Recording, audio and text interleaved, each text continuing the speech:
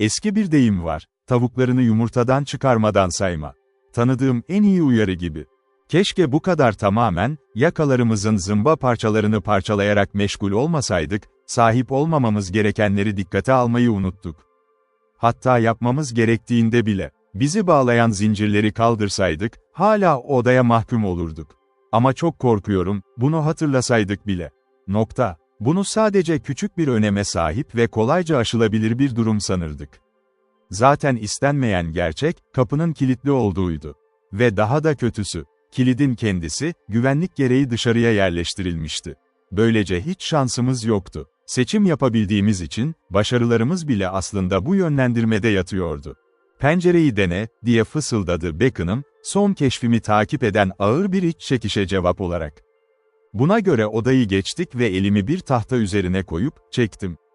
Ama bir asker gemisini bir parça pamukla çekmeye çalışmış gibiydim, aldığım tüm o sonuçlara rağmen. Ahşap levhalar pencere çerçevesine 3 katlı şekilde vidalanmıştı ve her biri, sırayla bana meydan okuyordu.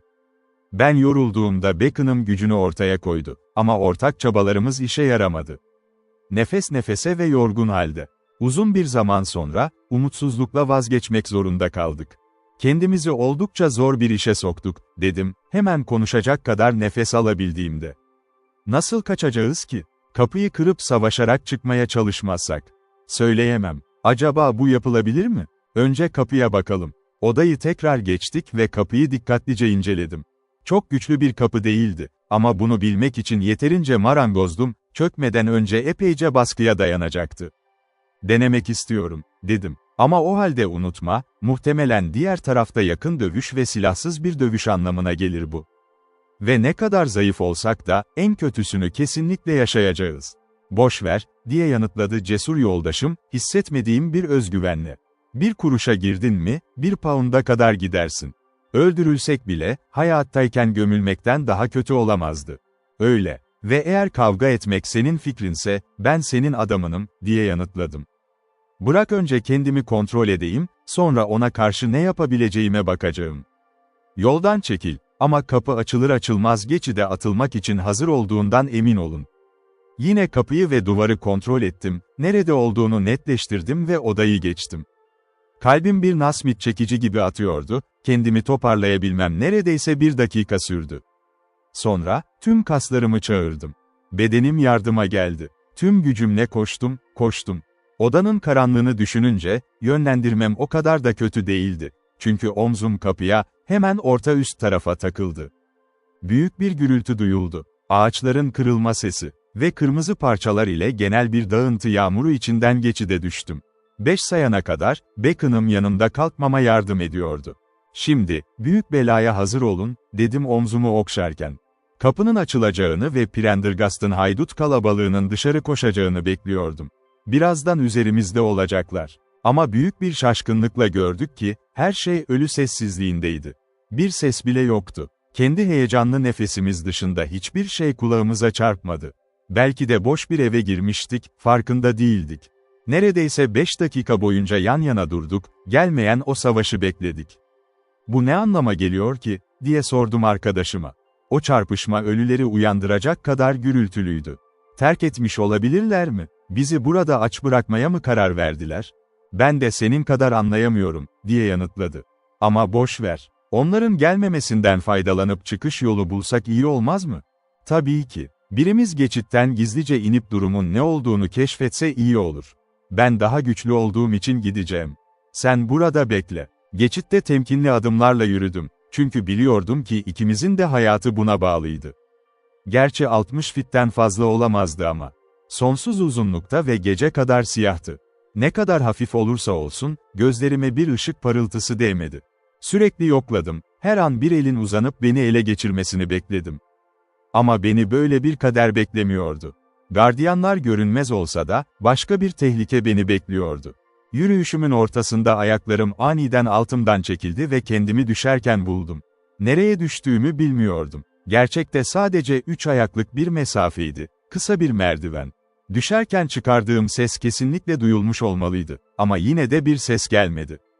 Sonra Beckham temkinli bir şekilde merdivenlerden yanıma, aşağı indi ve ne olduğunu fısıldadı.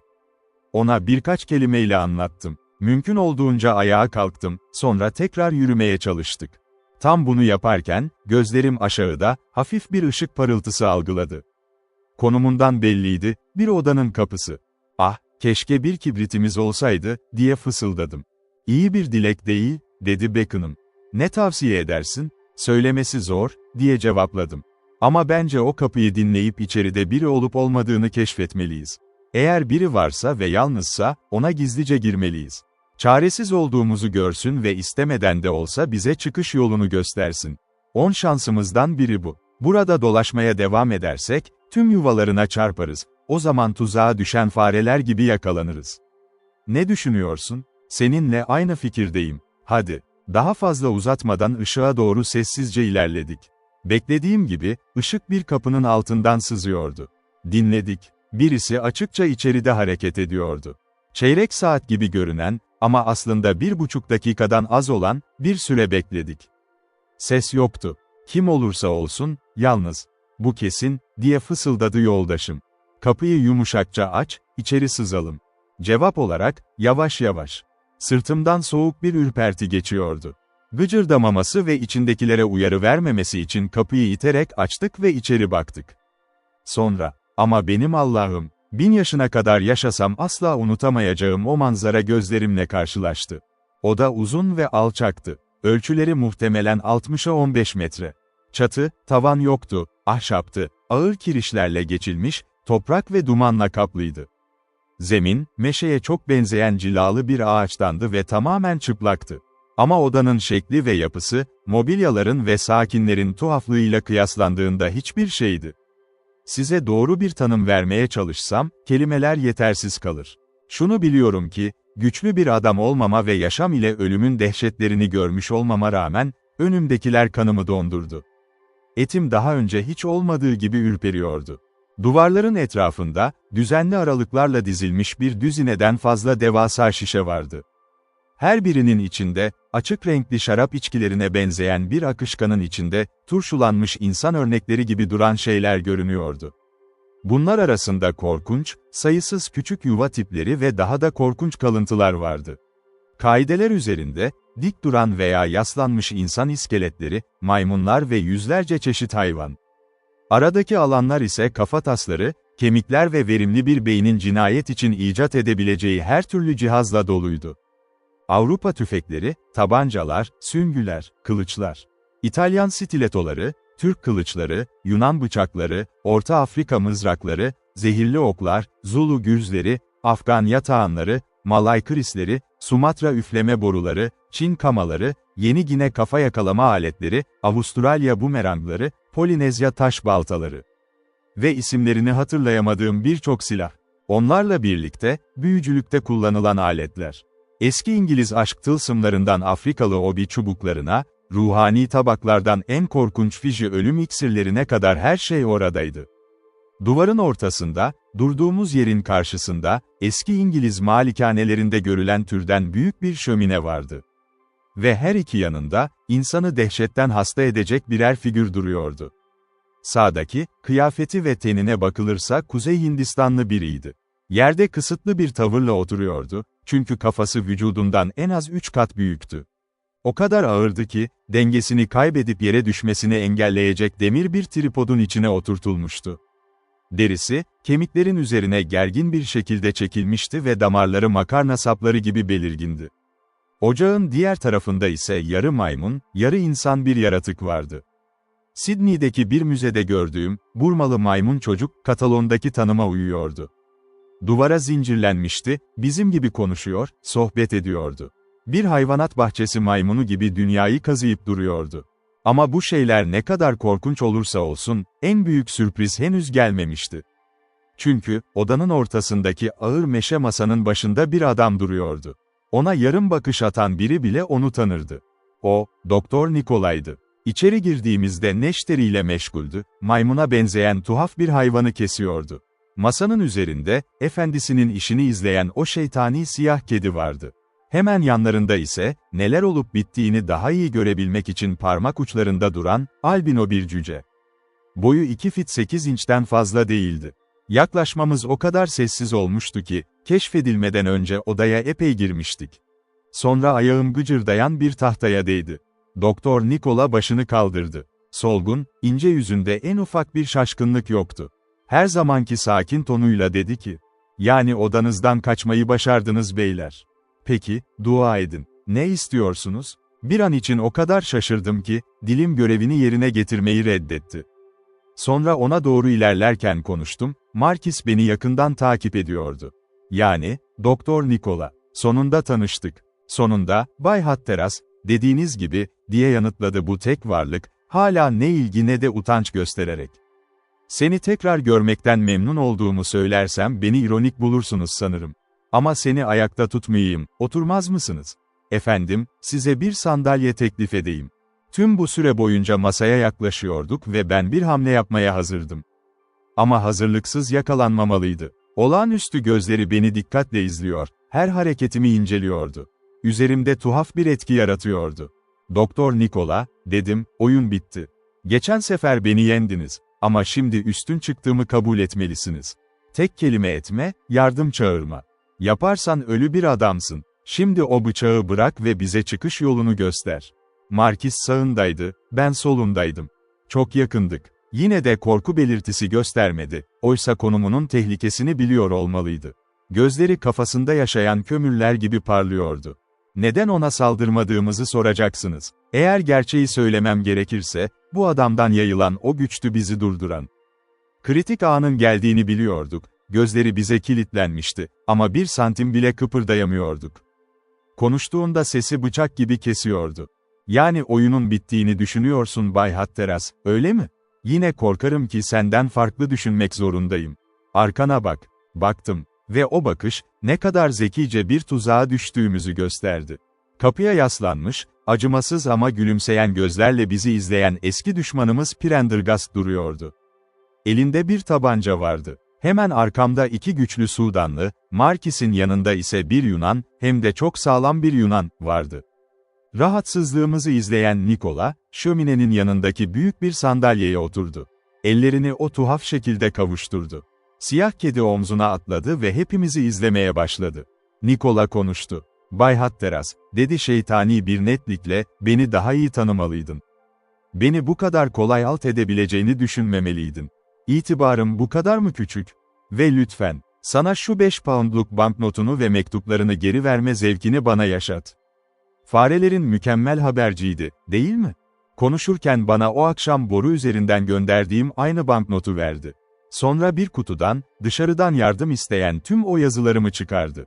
Şaşkınlığımı tarif etmek çok zor. Sadece oturup bakabiliyordum. Kurtarılmamıştık. Kaçış planlarımızı yaparken aslında her an izlenmiş miydik? Eğer öyleyse, kapıya saldırdığımda karşılaştığım o sessizlik şimdi açıklığa kavuşuyordu. Şimdi öncekinden daha kötü durumdaydık. Bacon'ıma baktım, başı eğilmişti. Ne geleceğini bekliyordu. Tam bir umutsuzlukla Nikola'ya döndüm, "Bizi tekrar alt ettiğine göre Doktor Nikola, bizimle oynamayın. Kaderimizin ne olduğunu söyleyin. Eğer o odaya geri dönmek anlamına geliyorsa," dedi Bacon'ım, sesi tanınmaz haldeydi, "ölmeyi ve işin bitmesini tercih ederim." "Korkma efendim, ölmeyeceksin," dedi Nikola ona dönerek.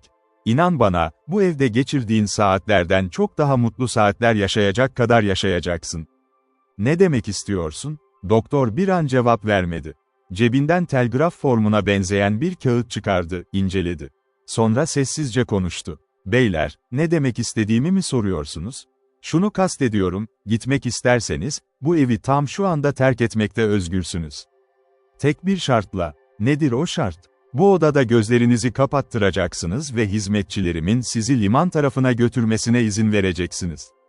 Ayrıca onurunuz üzerine söz vermelisiniz, bandajları çıkarmaya çalışmayacaksınız. Kabul ediyor musunuz?" Söylemeye gerek yok, ikimiz de onayladık. Bu özgürlük izni ikinci ve en büyük sürprizdi. Hazırlıksızdık. "O zaman öyle olsun. İnanın bana Lordum ve Bay Hatteras. Özgürlüğünüzü size geri vermekten büyük memnuniyet duyuyorum." Prendergast'a işaret yaptı. "Ama gitmeden önce söyleyeceklerim vardı. Önce bir kelime Doktor Nikola. Senin, Bay Hatteras, eğer benim rehberliğimde olacaksan, dilini tut. Atasözüne uyun ve uyuyan köpeği rahatsız etmeyin. Neden böyle davrandığımı bir gün öğrenebilirsin. Ama emin ol ki boş bir sebep yok. Şimdi bana güven ve git. Şansın varken, bir an içinde fikrimi değiştirebilirim. Sonra durdu. Bir işaretle Prendergast gözlerime kalın bir bandaj bağladı. Bacon'ıma da aynısı yapıldı. Her iki yanımda birer adam kollarımı tuttu ve bir sonraki anda odadan çıktık. 50 sayana kadar sokağın serin havasındaydık. Ne kadar yürüdük bilmiyorum. Sonunda durduk. Prendergast konuştu. Beyler, sizi bırakmadan önce onur sözünüzü yineliyor musunuz? Bandajları 5 dakika boyunca çıkarmayacaksınız. Uyuduk. Kollarımız bırakıldı. Bir an sonra uzaklaştıklarını duyduk. Dakikalar yavaşça geçti. Sonunda Bacon'ım dedi ki, "Ne kadar oldu sence?" "Süre doldu sanırım. Ama hata olmasın diye biraz daha bekleyelim." Yine sessizlik. Sonra bandajımı kopardım. Bacon'ım da aynısını yapıyordu. "Gittiler. Özgürüz," diye bağırdı. Sıcak bir şekilde el sıkıştık. Gece yarısını yarım saat geçiyordu. Bir gemi zili çaldı. Karanlık bir geceydi. Birçok gemi görünüyordu, kömür yükleme sesleri geliyordu. "Şimdi ne yapacağız?" "Bir otel bulacağız," dedim. Güzel bir uyku ve sabah ilk iş konsolosu ve vapur yetkililerini bulmak. 5 dakikalık yürüyüşle bir yer bulduk. Sahibi bizi çekinmeden kabul etti. Bir banyo, güzel bir yemek ve ardından tüm detayları konuşarak yatağa döndük. Yarın her şeyi çözecektik. Ertesi sabah kahvaltıdan sonra vapur şirketinin ofisine gittim. Ajanı ofisinde çalışırken buldum. Uzun boylu, zayıf, altın gözlüklü bir adamdı. "Affedersiniz," diye söze başladı. "Adınız Hatteras mıydı?" "Evet," dedim. "Saratoga'da yolcuydum. 3 hafta önce kalktı ama talihsizlikle geride kaldım." "Ah, durumu hatırlıyorum," dedi. "Genç Markis Bacon'ım da sizinle karaya çıkmıştı ve neredeyse o da geride kalıyordu." "Neredeyse mi?" diye bağırdım. "Ama o geride kaldı." "Hayır, hayır, yanılıyorsunuz," dedi ajan. "Eğitmeni son anda onu Arap kasabasında dolaşırken bulup tekneye yetiştirdi. Eğitmeni çok öfkeliydi. Köprü kapanırken ancak yetiştiler." "Yani Markis Avustralya'ya gitti mi diyorsunuz?" diye çığlık attım. "Peki bu genç beyefendi beni nasıl kaybettiğini açıkladı mı?" "Kalabalıkta sizi kaybettiğini söyledi. İnanılmazdı. Dünya alt üst olmuş gibiydi." Saçma sapan birkaç soru sorup ofisten çıktım. Otele koştum. Yatağında oturan arkadaşıma her şeyi anlattım. "Ama tüm bunlar ne anlama geliyor?" diye sordu zayıf bir sesle. "Anlamı şu," dedim. "Nikola'nın seni babana şantaj yapmak için kaçırdığını sanıyorduk. Ama yanılmışız. Bu gizem beklediğimizden 100 kat daha büyük. Söyle bakalım, onu çözmeye yardım edecek misin? Takip mi edeceksin?" "Tabii ki. Nikola ve Baxter beni bitirdi sanıyorlar. Ama şimdi sıra bende." "Aman tanrım. Ne oldu?" "Her şeyi şimdi anlıyorum. Baxter'ın neden senin için geldiğini, neden uyuşturulduğumu, neden ikimizin de kaçırıldığını. Hepsi netleşti." "Anlat o zaman." "Bak şimdi, babanın tuhaflığını hatırla. Sen, yüzü pek bilinmeyen yüksek rütbeli bir soylusun. Nikola'nın Avustralya'da bir amacı var ve senin kimliğine ihtiyacı var. Baxter'ı öğretmen olarak babana gönderiyor. Baxter seni seyahat için ikna ediyor.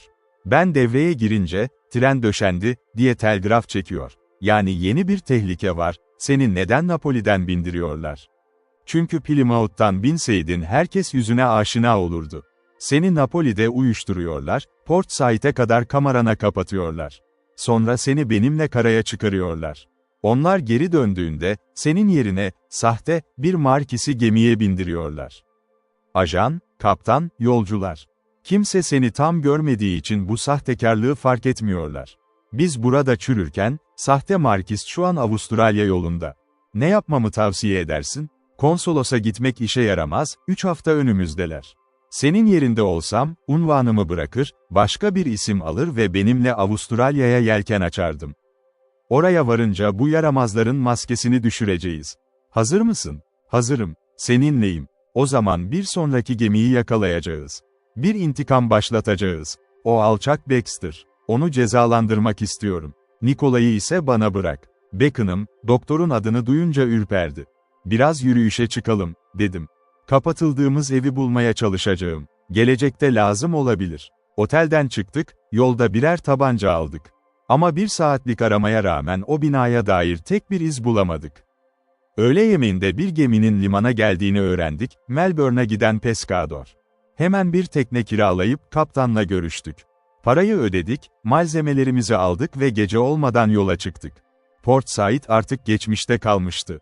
Olaylı yolculuğumuz yeniden başlıyordu. Peki, sonu ne olacaktı?